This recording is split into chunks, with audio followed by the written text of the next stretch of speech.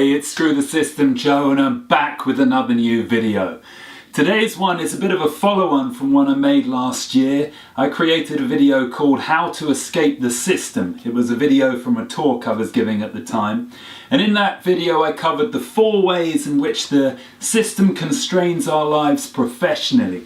However, I left off the end of the talk, which was how the system constrains our life personally. So I've made this video here for you today so that you can continue on from that talk, and I'll leave a link from that talk in the description below so you can watch that first and then see the end of this. See this talk, which is the end of the other one now. So onto the subject of how the system constrains us personally. It ruins our enjoyment of life and traps our potential, and it does this in 4 ways. It does this by influencing our mind in 4 different ways, and I'm going to discuss these today, break them down and give you some solutions on how you can combat that so you get to enjoy greater personal freedom, so you get to express who you are and how you feel and live with a sense of freedom, which is going to make your quality of life so much better.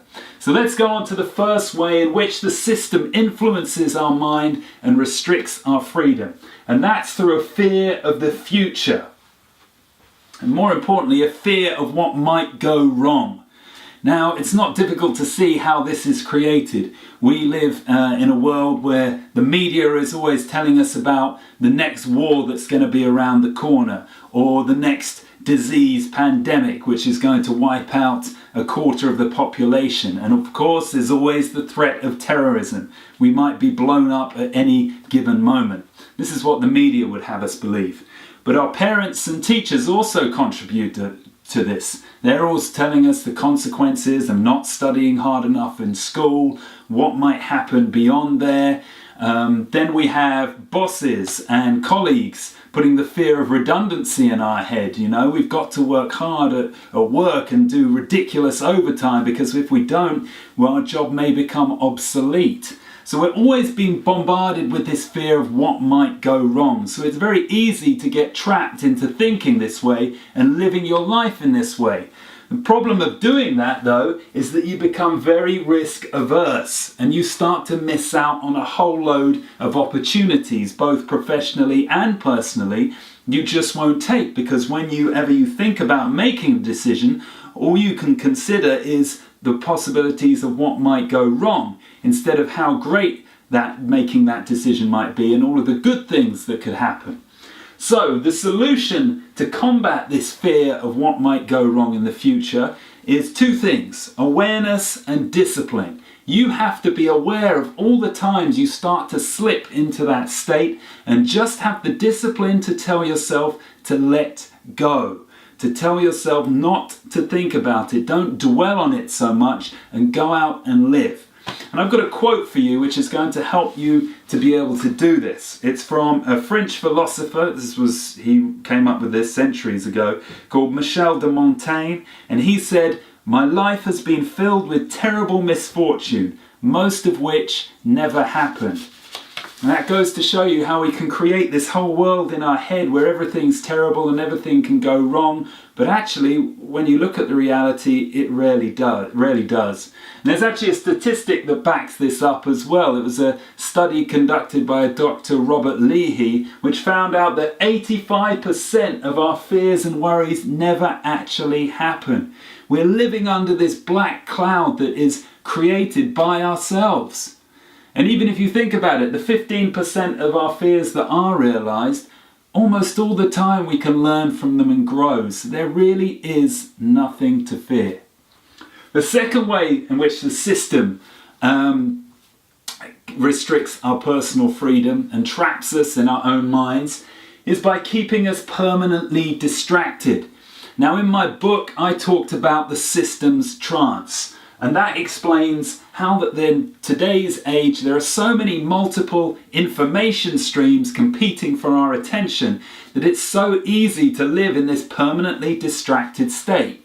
Think about it. You wake up in the morning, get ready for work, you're listening to the radio. You travel to work on the underground and you're reading a free newspaper. You get to work, you're doing your job, but you're also browsing the internet, doing a bit of online shopping or checking out your favourite websites. You leave, you travel home, you're plugged into your song catalogue, you get home, then you want to watch a DVD or your favourite box set.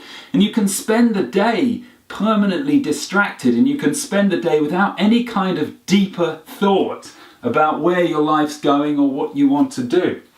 And obviously this is going to lead to a lack of peace, and more importantly, you're never going to be able to harness the power of your mind.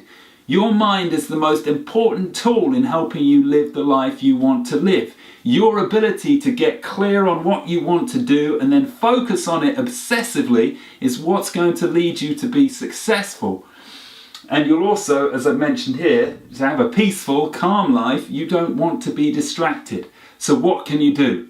Now obviously the first part of the solution is disengaging from some of these information streams. Don't involve yourself so much in them during the day. Other part of the solution is find time to meditate, but also find time to focus on what you want in life. Whether that means taking yourself off into a room for 5 minutes during the morning, the afternoon and the evening, and just focusing on what you want. Some really deep thought, which harnesses the power of your mind, will help you in this area. Right, the third way in which the system traps us in our minds and restricts our freedom is by influencing us to always chase. I don't know whether you've noticed this, but the system's path, the life we get presented with, is one of constantly chasing, and one where the goalposts constantly get moved further back.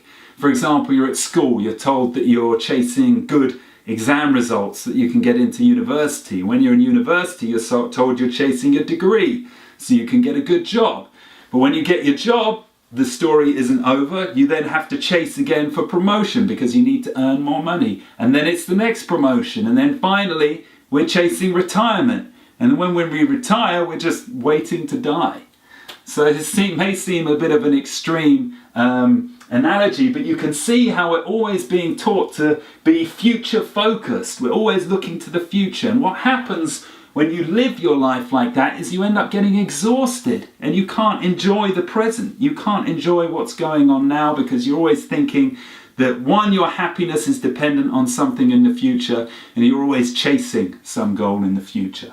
Now, the solution to living this way is clearly to focus on the now. And I'm telling you that one of the most defiant acts you can take against the system is to say, I'm going to enjoy my life right now to the maximum. I'm going to appreciate every single day and get the most out of it. Screw what's going to go on in the future. I'm not going to think about my pension in the future or retirement. I'm going to live for now and enjoy myself now. And this will not only mean you live a much more happier and enjoyable life, it'll also mean that you live your life with a lot more energy and enthusiasm. So the final way in which the system restricts our personal freedom, keeps us trapped in our mind, is through a fear of what other people may think. Now, I've just got to apologise because you probably can't read the bottom 2 points there. And what they say is, begins in the teenage years and can't express ourselves, kills spontaneity, and afraid of being seen to fail. So obviously this fear of what other people think, as I've mentioned here, begins in your teenage years. It's there that we start to feel that we need to fit in. It's there that we start to notice differences and not to want to be on our own, not to want to be seen as an outcast or an outsider, because if that happens, we won't have any friends, we'll have limited social options, and this fear continues with us into adulthood, where we don't want to say anything that may appear too different to the status quo, for again being branded an outsider, or perhaps upsetting, rocking the boat at work. We want to present this image of acceptability wherever we go. Problem with that is that it kills our individuality, and we can no longer express ourselves. It kills our spontaneity, and we are afraid of being seen to fail, especially that last point, being afraid to fail in public, can really hold you back when it comes to achieving your goals, because you don't want to take the leap for fear of ridicule from other people. Now, the solution to overcoming this fear of what other people think is very simple. You just have to do the thing that you're afraid of doing. Do the thing that you think is going to draw ridicule onto yourself, and there's something amazing that you'll experience, and that is most people are so preoccupied with themselves and their own lives, they don't give a damn about you, and they're not really going to spare a thought for you beyond the immediate thought of what you're doing. There's going to be no lasting impact in their mind, so it doesn't really matter. You, in the end of the day, you are just chaining yourself. There's nothing from other people that is chaining you to stop you from being who you really want to be and expressing how you truly feel. Okay, so I've covered the 4 areas and ways in which the system can control us and keep us trapped in our mind. I hope that you start to work on breaking down these barriers, and if you do, you're going to live a much freer and happier life. If you have any questions, then please put them in the comments section below, and I'd like to say thank you for watching, and I look forward to seeing you in the next video. Bye bye.